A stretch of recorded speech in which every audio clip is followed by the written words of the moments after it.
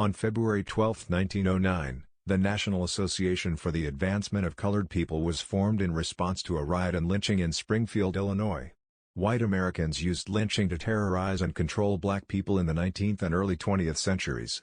From 1882 to 1968, 4,743 lynchings occurred in the U.S., about 72% of the people lynched were black.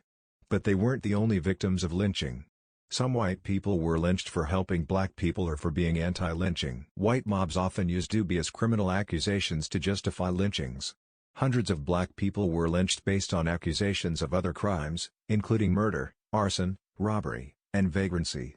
Joplin, Missouri was no exception to this rule.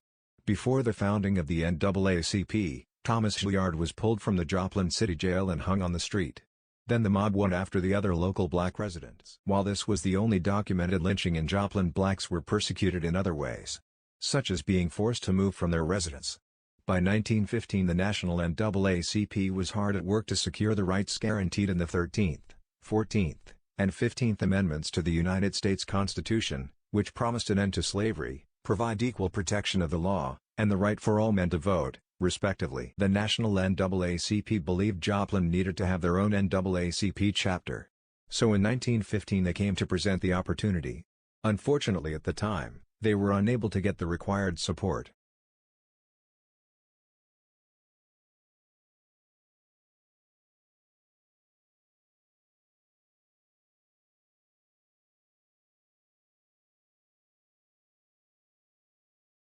It wasn't until 1943, after the National NAACP requested a marker be installed designating the route to the birthplace of George Washington Carver, that the NAACP Joplin branch was officially chartered by founder J.F. Doc Harlow. Mr. Harlow, we helped start the NAACP. I know he helped start the children's home, which we have a children's home over where the Boys and Girls Club is now. Mr. Harlow was very active in that process. But Mr. Harlow would come out to the neighborhood and pick up us kids to go with him and drive around with him and help clean up Joplin. That was one thing about it. It's always good about giving back to Joplin. Mr. Harlow was very influential in that. Doc Harlow was said to be a progressive man. He moved to Neosho in 1881 and then to Joplin in 1898. Doc worked as a miner and eventually became the owner of a mine.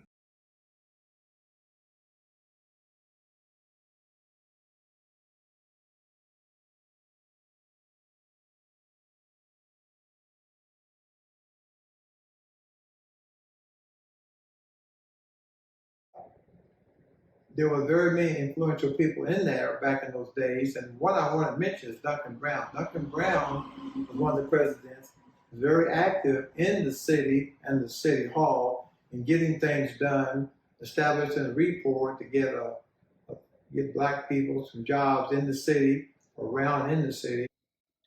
They had one a black policeman before Murray and they called him Big Louis, And I guess his main job at that time was to keep the blacks in order in his town. Mm-hmm. So the NAACP, Duncan Brown at that time was president of the NAACP, and he helped meeting with the city officials there. He said, "Well," he said, "here's the thing, Chief." He said, "We got some black boys have to leave this town to find work, And we got one policeman, black policeman, he'll be retired soon. And so we don't, what it meant. There was nobody down there that looked like us. And so I was working for the city anyway. And the chief approached me. He said, "Well," so we're going to be taking applications pretty soon. So you might well apply. And he's already talked to the city manager. He said, we already interviewed one, which was Merle Gunn. Mm-hmm. But it wasn't my dream to be a policeman, but I've done it for 28 years. Yeah. Ruthie L. Cox served the Joplin community as president of the NAACP from 1998 to 2014. Based on our research, she was the longest-standing president of the NAACP Joplin branch. She led the organization through countless civil and human rights complaints, celebrations, and equality initiatives. She was an active member in the community, working at LaBarge for many years, serving on various committees including many at the Negro Service Council, DBA Minnehackney Community Service Center, and she was a faithful member of Unity Baptist Church. The NAACP's leaders and members have supported the startup of several organizations, programs, and initiatives in the Joplin area that still impact the community today. A few examples are the Boys and Girls Club, the Negro Service Council, DBA Minnehackney Community Center, MSSU's MLK Day celebration, and renaming a section of Broadway Avenue after renowned poet, Langston Hughes. It's critical that we understand the laws, court system, and the judges that determine rights. Over the years, the NAACP has educated the community on laws and structures that shape our everyday lives.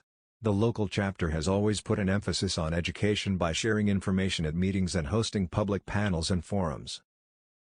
In 1954, the NAACP hosted a very important meeting to discuss the Supreme Court ruling on desegregation and share a pamphlet of information.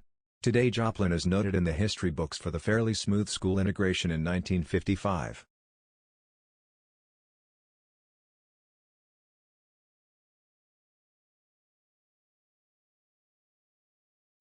No, got a long way to go.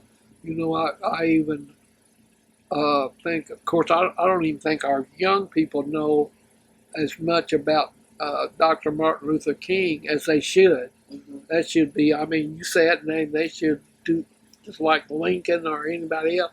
But anyway, I'm just afraid we're going backward because when George got killed, I thought that's like hanging in the street. We still got a long way to go, and I hope we're not going backward because they're trying to take the right to vote away from us and everything. So I hope we don't look up one day, and I hope we keep paying attention to what's going on and do what we can to stop these things. You can still walk in a store and not be acknowledged. Going backwards in some things. We need to get together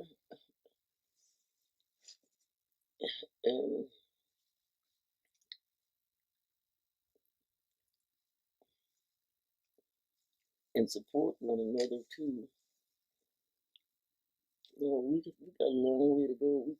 We come a long way, but it seems like to me we're falling off and going backwards instead of forward.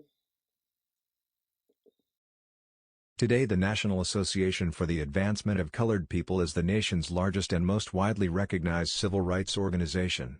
It is now 2023, 80 years since the inception of the local chapter, and they continue their work to remove all barriers of racial discrimination through democratic processes.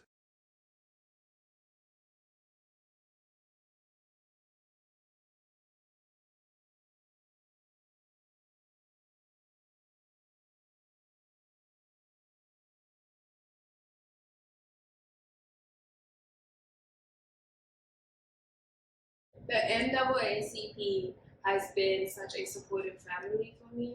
In February, I experienced a very serious incident with Joplin PD, and being an international student and being a student of color, that was one of the most traumatic events for me. And having the NAACP there for me just helped create a comfort and give me more knowledge on how situations like the one I've been through are handled within the country as a person of color.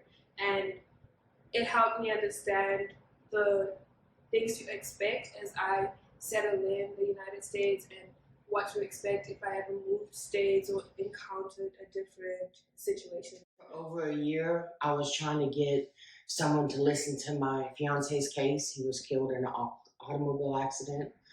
And I sent a letter to the Joplin chapter NAACP, and they reached out to me. And since they got on board, it was back to back to back goodness, greatness. It's just, it did exactly beyond what I ever imagined they could have done for us. When I thought there was no one else to reach out to, I reached out to the Joplin NAACP, and they came running. And they've been behind my back, supporting me, guiding me, holding my hand, going to court with me, making sure we get all the justice this man deserves that we're fighting for. And I don't know where I'd be without them. They become family, not an organization. The NAACP is prioritizing the preservation and accurate teaching of our history to prevent the destruction of hard-won victories and setting us back decades, if not centuries. We refuse to go back and remain committed to standing up and speaking out against regressive policies. Ensuring that Black history is told accurately and honestly is a top priority. In 2022, the NAACP Joplin branch came together with several other Black-led organizations to form a coalition to preserve Joplin's local Black history, develop Black leaders in the community, and increase voter participation. The Rock Center Coalition is made up of many parts to form one body with one mission: to continue to advance the Black community.